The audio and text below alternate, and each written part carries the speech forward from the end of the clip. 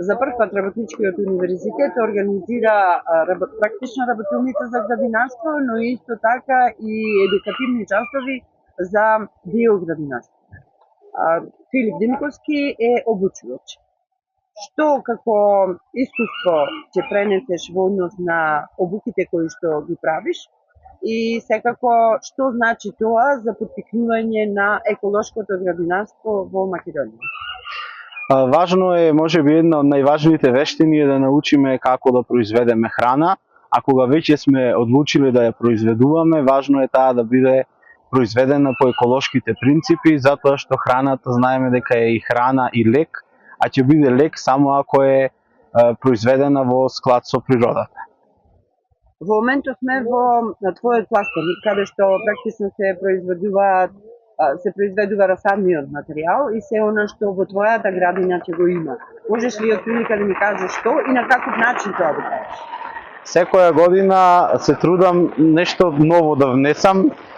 Градинарството е еден бескрајен свет и никогаш нема крајно знаење, но и работилниците и обуките секако дека помагаат се нешто ново и ново да научиме, така и јас преку праксата и преку литературата што ја читам, постојано осознавам. Годинава, освен оние класични култури, како пиперка, домат и секогаш повеќе сорти, пиперки повеќе сорти, ќе има и копар, неколку сорти нане, ќе има неколку сорти босилек, натаму коријандер, оригано, бамија, така што сето тоа и доста цветни култури, бидејќи токму тоа го учиме на часовите и работилниците, дека во биоградинарството сите растенија се добредојдени, и самоникнатите, и зачинските, и цветните, и тие сите заедно ја прават тој спој и ја градат таа еколошка средина во нашата градина. Колку си задоволен од интересот што беше прикажан од страна на учесниците на овие работилници и обуките кои што изминатиот период ги реализираше преку Работничкиот универзитет? Мислам дека бележи тренд со оглед на тоа што прв пат универзитетот организира вакво нешто.